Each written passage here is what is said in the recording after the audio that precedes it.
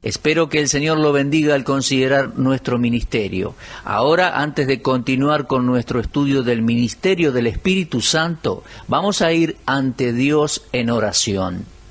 Amado Dios, queremos agradecerte en este día que tenemos libre acceso a tu misma presencia.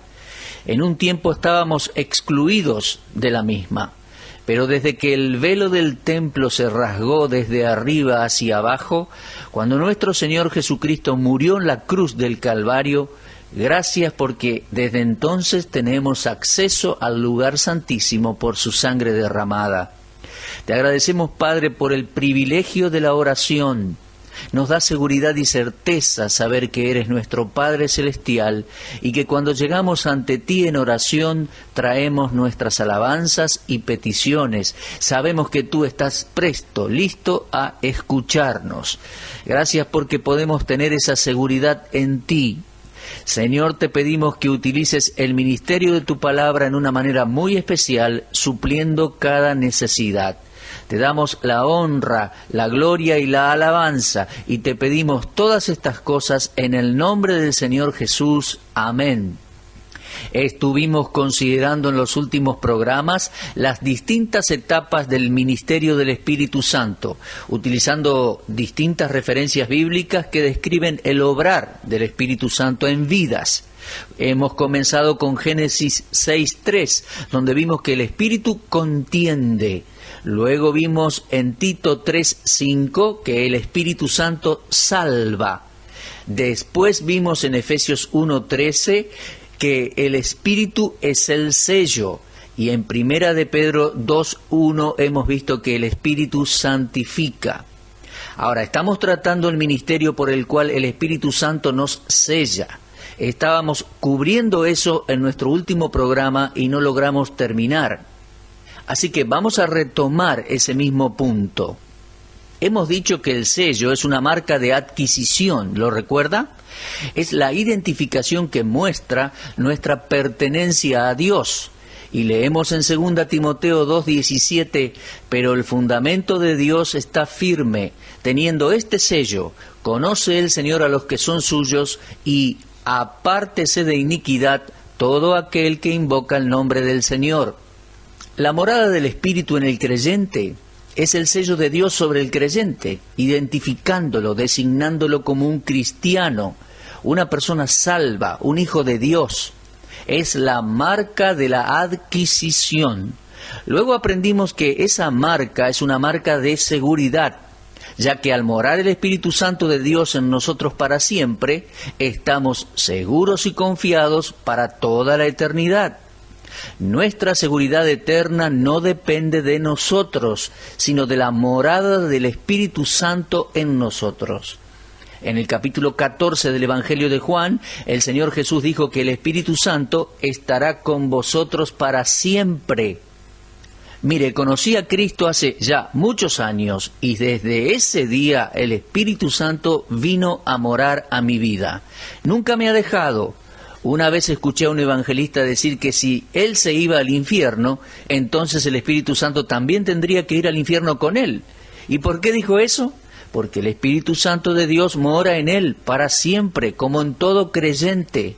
El sello es la marca de adquisición, el sello es la marca de seguridad.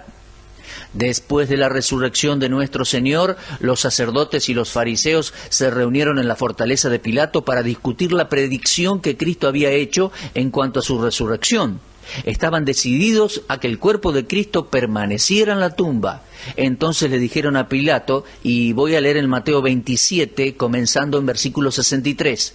Ellos dijeron: Señor, nos acordamos que aquel engañador dijo, viviendo aún, después de 3 días resucitaré. Manda pues, y le están hablando a Pilato, que se asegure el sepulcro hasta el día 3º, no sea que vengan sus discípulos de noche y lo roben y digan al pueblo: resucitó de entre los muertos, y será el postrer error peor que el primero. Y Pilato les dijo: ahí tenéis una guardia, id, aseguradlo como sabéis. Entonces ellos fueron y aseguraron el sepulcro, sellando la piedra y poniendo la guardia. Ahora, Al sellar el sepulcro pensaron que quedaría seguro. Querían asegurarse que el cuerpo quedaría con seguridad en la tumba. Nosotros sabemos que estos enemigos del Señor no lograron que eso sucediera, por el simple hecho que el Señor mismo rompió el sello. Su poder era mayor que el de ellos. Pero como es Dios, en nuestro caso, el que sella a sus hijos con el Espíritu Santo, y no hay poder tan grande como el suyo para romper ese sello, nuestra seguridad nunca puede correr riesgos. La salvación no es hecha por el hombre, no se trata de una filosofía, no es una religión, no es una denominación, no es algo que fue desarrollado por la mente limitada de un ser humano. La salvación es el gran regalo de Dios, la vida eterna, su propia vida, la cual Él nos impartió a través de la fe en el Señor Jesucristo. En el momento en el cual nacimos de nuevo, el Espíritu Santo de Dios vino a nuestras vidas y nos marcó con su sello. Nadie puede romper ese sello. Nuestra seguridad eterna no depende de nosotros, sino del Espíritu Santo que mora en nosotros. El apóstol Pablo dijo en 2 Corintios capítulo 1, comenzando con el versículo 21, de esta manera: y el que nos confirma con vosotros en Cristo, y el que nos ungió es Dios, el cual también nos ha sellado y nos ha dado las arras del Espíritu en nuestros corazones. Quiero que marque ahí en su Biblia esa palabra arras. En un momento voy a volver a eso.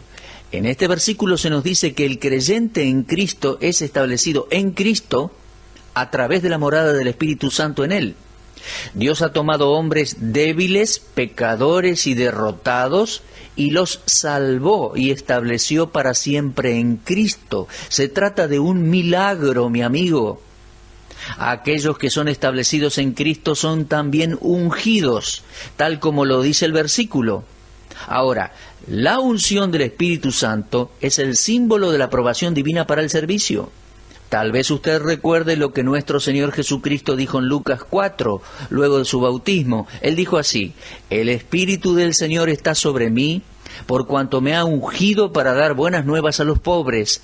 Me ha enviado a sanar a los quebrantados de corazón, a pregonar libertad a los cautivos y vista a los ciegos, a poner en libertad a los oprimidos, a predicar el año agradable del Señor. Lo leemos en Lucas 4, 18 y 19. Por otro lado, en el Antiguo Testamento, profetas, sacerdotes y reyes eran ungidos cuando Dios los designaba para sus puestos, para sus oficios. Entonces, Dios de esta manera estaba anunciando que ellos eran hombres capacitados para sus respectivos oficios. De la misma manera se habla de los creyentes recibiendo la unción en 1 de Juan 2, versículos 20 y versículo 27. Dice: vosotros tenéis la unción del Santo y conocéis todas las cosas. La unción del Espíritu Santo es una obra especial por la cual el Espíritu de Dios es asociado con el sello que identifica a uno, no solo como hijo de Dios, sino como siervo de Dios. Se trata de la aprobación divina sobre la vida del creyente, el cual es llamado a servir a su Señor.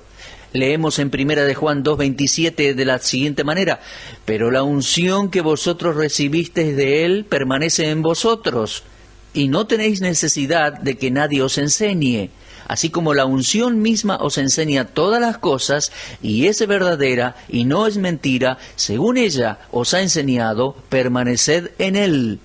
La unción del Espíritu, entonces, conectada con el sellado, no es solo una marca de identificación y pertenencia, sino que también nos distinguen como siervos de Dios. Nuestro derecho como hijos y nuestro derecho a servir son autenticados por Dios al sellarnos con el Espíritu Santo. La persona que lleva el sello de Dios está marcado como pertenencia de Dios y es llamado a representarle. Ahora, esta palabra arras, que le pedí que marcara hace un ratito, aparece en 2 Corintios y en Efesios 1. Es la traducción de la palabra griega arrabon. Se utilizaba para describir el depósito hecho por el comprador como garantía que el balance pendiente sería pagado. Si usted va a buscar una propiedad y el vendedor de bienes raíces le dice, ¿le gusta esta propiedad? Y usted le dice sí, ¿está interesado en comprarla? Y usted le dice sí, la quiero comprar. Él le dirá, bueno, muy bien, deme un anticipo, un depósito. Ahora, ese anticipo o depósito es la garantía. O sea, las arras en la terminología de este texto. La garantía que usted va a pagar la suma restante para cerrar el trato. En 2 Corintios 5:5, Pablo utiliza al Espíritu Santo como la garantía de la inmortalidad del cristiano. El hecho de que un día éste llegue al cielo y nunca más estará sujeto a la muerte. Es realmente reconfortante saber esto. Va a llegar un día en el cual la muerte no podrá reclamarle nada al creyente. 2 Corintios, capítulo 5 y versículo 5 dice así: Mas el que nos hizo, para esto mismo es Dios, quien nos ha dado las arras del Espíritu. La morada del Espíritu en el creyente es el anticipo, el depósito, las arras. Él es la garantía de que un día vamos a ser transformados de mortalidad a inmortalidad, nunca más obligados a morir. ¡Qué hermoso futuro que tiene el creyente por delante! Ahora, esta palabra, arras, también era utilizada en los tiempos del Nuevo Testamento para las bodas, antes de la ceremonia nupcial. Si un joven se declaraba a una doncella y se comprometía con ella, dándole así su palabra de que se casarían, él le daría un anillo de compromiso. Cuando el joven le ponía el anillo de compromiso, eso era las arras. Se trataba del anticipo, el depósito, la garantía de que el matrimonio se consumaría en un futuro cercano. Entonces la joven podía lucir ese anillo y mostrárselo a sus amigos y familiares diciendo: esto significa que me voy a casar con mi prometido, el cual me dio este anillo. Desde ya que en la actualidad el estar comprometido no significa tanto como antes. Uno ve parejas que se comprometen y después de un breve tiempo rompen ese compromiso. Bueno, hoy en día la gente no se toma las cosas con la seriedad con las que la debería tomar. Si bien el matrimonio es una relación solemne instituida por Dios, se lo trata con liviandad. Cuando uno coloca ese anillo en el dedo de esa joven, es el anticipo, el depósito, la garantía, las arras de que uno va a culminar el trato con el casamiento. Ahora, en los últimos escritos de Pablo, vemos que él usa la palabra sello. Hemos mencionado esto al citar ese versículo de 2 Timoteo 2:19, el cual dice: pero el fundamento de Dios está firme, teniendo este sello: conoce el Señor a los que son suyos, y apártese de iniquidad todo aquel que invoca el nombre de Cristo. En el contexto de 2 Timoteo 2 tenemos a dos personas mencionadas, Himeneo y Fileto. Estos individuos eran falsos maestros que buscaban desviar a otros de la doctrina. Pero, ¿se da cuenta? Dios no fue engañado. Dios conocía a los suyos, ya que éstos tenían su sello. Y los sellados por Dios responden al reconocer su relación con Dios y su llamado a la santidad. El Señor conoce a los suyos. El que nombre el nombre del Señor debe apartarse de toda iniquidad. ¿Se da cuenta, mi querido oyente? La morada del Espíritu Santo no es solamente un sello, una garantía, un adelanto, un depósito o seguridad de que me voy a ir al cielo, sino que también nos recuerda de nuestra relación con Dios, la cual es un llamado a la santidad. Espero que después de haber hablado en cuanto al ministerio del Espíritu Santo como sello del creyente, usted tenga una perspectiva más amplia de todo lo que ello implica. Ahora, al llegar a versículos como los de Corintios, Efesios y 2 Timoteo que leíamos, usted sabrá algo más acerca del obrar del Espíritu Santo en su vida. La marca de pertenencia o adquisición, la de seguridad y la del derecho a servir a Dios, el servicio cristiano. Ahora, vamos a ver otro versículo, pero antes repasemos lo que llevamos estudiado hasta ahora. Primero, el Espíritu Santo contiende, Génesis 6:3. Segundo, el Espíritu Santo salva, Tito 3:5. Tercero, el Espíritu Santo santifica, Primera de Pedro 1:2. Cuarto lugar, acabamos de ver que el Espíritu sella, Efesios 1:13. Más precisamente, somos sellados con el Espíritu Santo. Bueno, ahora vaya en su Biblia a Efesios capítulo 3. Aquí tenemos uno de los famosos 3:16 de la Biblia. La mayoría de los creyentes están familiarizados con Juan 3:16, pero hay muchos capítulos 3 y versículos 16 muy interesantes en la Biblia, Efesios 3:16, por ejemplo, Colosenses 3:16, etc. Bueno, ahora tenemos frente nuestro a Efesios 3:16. En Efesios encontramos dos oraciones que el apóstol Pablo oró. La primera está en el capítulo 1 y la segunda está en el capítulo 3. Estas palabras del versículo 16 forman parte de esa segunda oración de Pablo por los efesios y por todos los creyentes de la época de la iglesia. En esa ocasión Pablo hace el siguiente pedido. Dice, para que os dé, conforme a las riquezas de su gloria, el ser fortalecidos con poder en el hombre interior por su espíritu. Fortalecidos con poder por su espíritu. Mi estimado oyente, el espíritu fortalece. Él contiende, ya lo vimos, Él salva, santifica, sella, y ahora vamos a considerar que el Espíritu Santo fortalece. Cuando Pablo oró por los santos en Éfeso, le pidió a Dios que les diera a esos creyentes fortaleza interior. Pablo descubrió una gran verdad. No existe un límite para el poder espiritual que un hijo de Dios pueda recibir a través del Espíritu Santo morando en él. Está escrito de los hijos de Gad que el menor de ellos era igual que 100 hombres y que el mayor de ellos era tal como 1000 hombres. Eso lo encontramos en el primer libro de Crónicas, capítulo 12.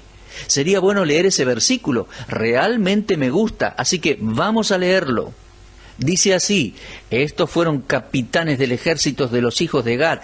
El menor tenía a cargo 100 hombres, y eso implica 100 hombres enemigos, y el mayor estaba a cargo de 1000 enemigos. Eso lo leemos en el primer libro de Crónicas, capítulo 12, versículo 14. Esto sí que era fuerza sobrehumana, mi amigo. Se nos dice además en el versículo 15 que ellos pasaron el Jordán en el mes primero, cuando se había desbordado por todas sus riberas, e hicieron huir a todos los de los valles al oriente y al poniente. Hay que tener mucha fuerza para hacer algo así, pero esos dos versículos simplemente nos dicen que los gaaditas tenían una fuerza sobrenatural. Estos son los hombres que ayudaron a sus hermanos a conquistar la tierra de Canaán. Al leer en el libro de Josué, más específicamente los capítulos 4 y 22, uno se da cuenta cuán importantes fueron estos gaaditas al atacar los enemigos de los hijos de Israel. Estos eran hombres fuertes, y no solo fuertes físicamente, sino espiritualmente. Los madianitas y los demás enemigos juntos no pudieron prevalecer contra ellos. Y mire, lo que fue verdadero en aquellos hombres puede ser realidad en la vida de cada creyente, porque el Espíritu Santo de Dios mora en nosotros. Y un hombre o una mujer controlado por el Espíritu Santo puede hacerle frente a la oposición de este mundo por el simple hecho de que no luchamos con nuestras propias fuerzas, sino que tenemos las fuerzas del Espíritu Santo de Dios que mora en nosotros. Pablo dijo que seamos fortalecidos en el hombre interior por el Espíritu. El profeta Miqueas se mantuvo firme ante los políticos corruptos y los líderes religiosos egoístas de su época. ¿Cómo lo hizo? Bueno, él nos dice en Miqueas 3:8, yo estoy lleno de poder del Espíritu de Jehová y de juicio y de fuerza para denunciar a Jacob su rebelión y a Israel su pecado. ¿Cómo hizo Miqueas para hablar con tanto denuedo? No fue con sus propias fuerzas, no estaba depositando su confianza en su propia elocuencia. Él dijo, estoy lleno del poder del Espíritu de Jehová. Este siervo de Dios antiguo testamentario es un ejemplo más del poder que Dios le da a sus hijos a través del Espíritu Santo morando en la vida de los mismos, dándoles las fuerzas para hacer lo imposible. Mi querido oyente y hermano, estamos en ese grupo selecto en los cuales mora el Espíritu Santo, y la oración del apóstol Pablo se contestará si nosotros estamos dispuestos a cumplir los términos. Dios quiere fortalecernos con el poder de su fuerza por su Espíritu Santo en nuestro hombre interior. Ahora bien, la petición principal de Pablo es que el cristiano sea fortalecido. En realidad es una oración que debemos hacer para nosotros mismos, ya que somos débiles. Cuando nuestro Señor vio que sus discípulos se habían quedado dormidos, les dijo en Mateo 26:41, el espíritu a la verdad está dispuesto, pero la carne es débil. A veces ponemos excusas y utilizamos este versículo para apoyarlas, pero Cristo lo dio como una advertencia y no como una excusa. Esto debe ser una advertencia para nosotros también. La carne es débil y necesitamos las fuerzas del Espíritu Santo que mora en nosotros. El hecho de que la carne es débil es razón suficiente para incluir en nuestras oraciones diarias la ayuda del Espíritu Santo y sus fuerzas. Jesús sabía que no se podía confiar en el corazón humano. Por eso le dijo a los discípulos, velad y orad. Hermanos, nunca se dejen engañar en cuanto a esto. Tenemos que admitir nuestra flaqueza y nuestra necesidad de ser fortalecidos por el Espíritu Santo de Dios. Además existe otro error del cual tenemos que estar advertidos, el orgullo. Orgullo en nuestros propios talentos y habilidades. Orgullo en nuestra personalidad. Algunos hombres son dotados con muchos talentos, sin embargo, Dios no los está utilizando. Otros son utilizados por Dios y tanto sus vidas como su labor llevan mucho fruto. Pablo dijo en 1 Corintios 2, versículos 3 al 5, y estuve entre vosotros con debilidad y mucho temor y temblor, y ni mi palabra ni mi predicación fueron con palabras persuasivas de humana sabiduría, sino con demostración del Espíritu y de poder, para que vuestra fe no esté fundada en la sabiduría de los hombres, sino en el poder de Dios. Pablo estaba diciendo, en otras palabras, vengo a vosotros con debilidad, no soy nadie. ¿Y nosotros quiénes somos? Debemos reconocer nuestras faltas y nuestras flaquezas, nuestros pecados e inhabilidades y apoyarnos en la fuerza y en el poder del Espíritu de Dios. Eso es lo que Pablo estaba diciendo aquí. Y en 2 Corintios 4:7 él dijo, pero tenemos este tesoro en vasos de barro, para que la excelencia del poder sea de Dios y no de nosotros.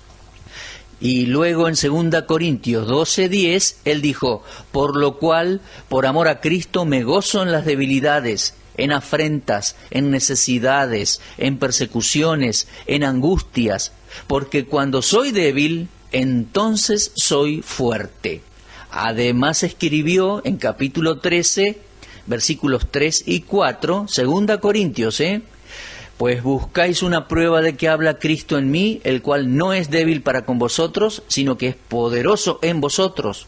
Porque aunque fue crucificado en debilidad, vive por el poder de Dios, pues también nosotros somos débiles en Él, pero viviremos con Él por el poder de Dios para con vosotros. Y por último podemos leer en 1 Corintios 1:27 el siguiente testimonio. Lo necio del mundo escogió Dios para avergonzar a los sabios, y lo débil del mundo escogió Dios para avergonzar a lo fuerte. Algunos tienen la idea de que existen superhombres, pero no es así, mis amigos.